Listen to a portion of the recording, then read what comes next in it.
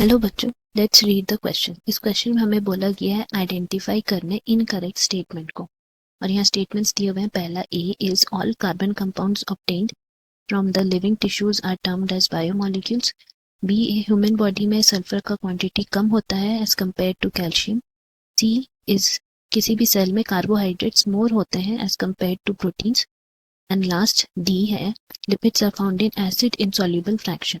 सो इस क्वेश्चन के लिए हमारा की कॉन्सेप्ट हो जाएगा बायोमॉलिक्यूल्स। अब हम लोग जानते हैं बायोमॉलिक्यूल्स क्या है। बायोमॉलिक्यूल्स को हम लोग डिफाइन कर सकते हैं एज ऑर्गेनिक मॉलिक्यूल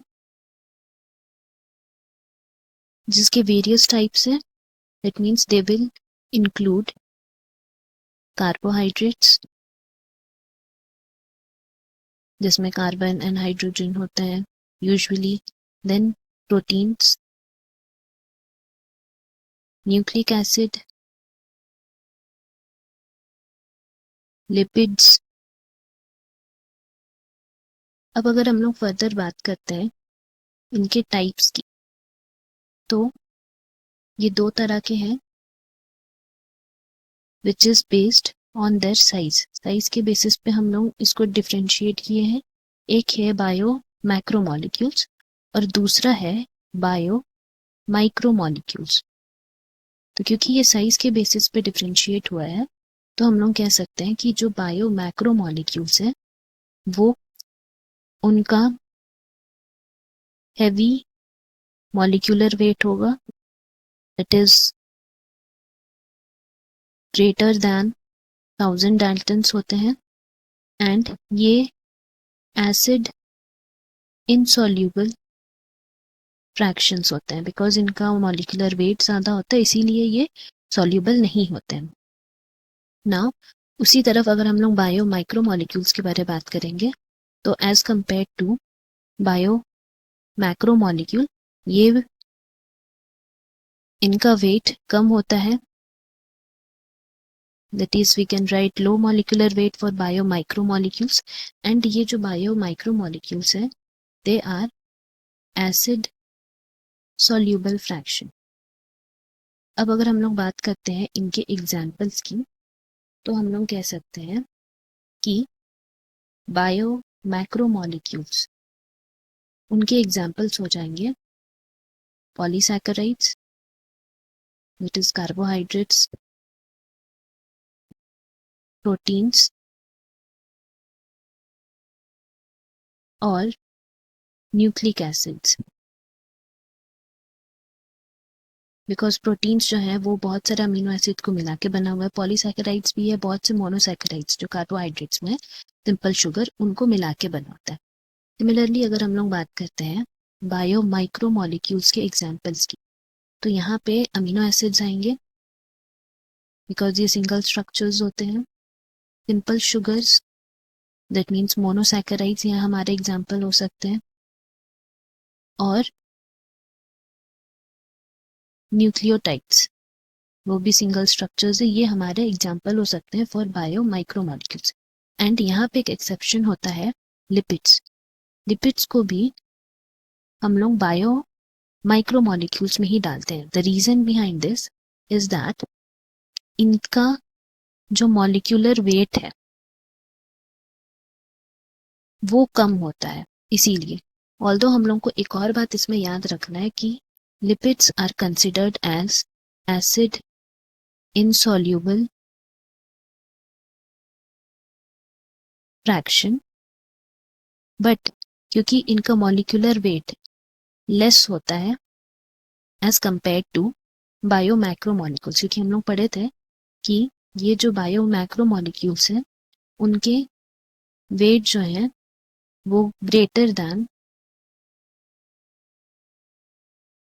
1000 डाल्टन्स होते हैं। बट अगर हम लोग बात करें बायो माइक्रो मॉलिक्यूल्स की तो उनका वेट जो है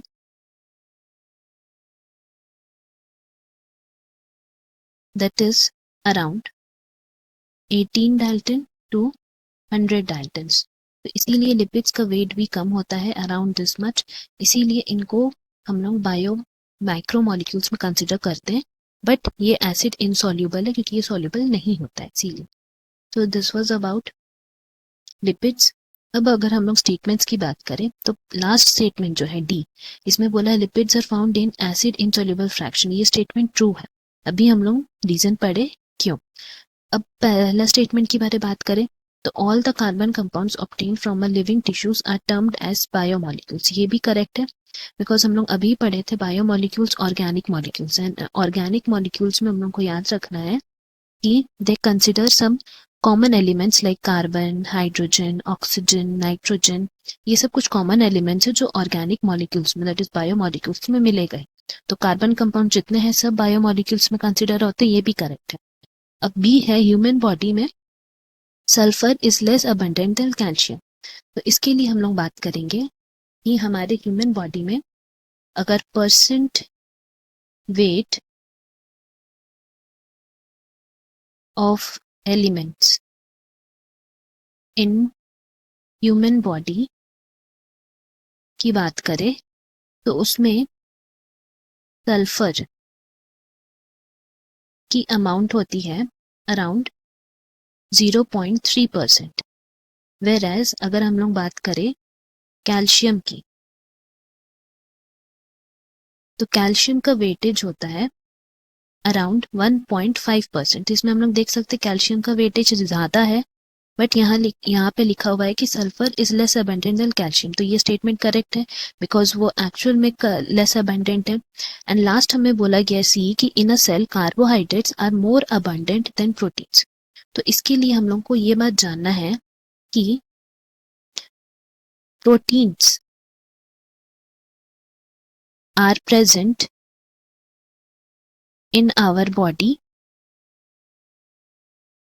in greater amount as compared to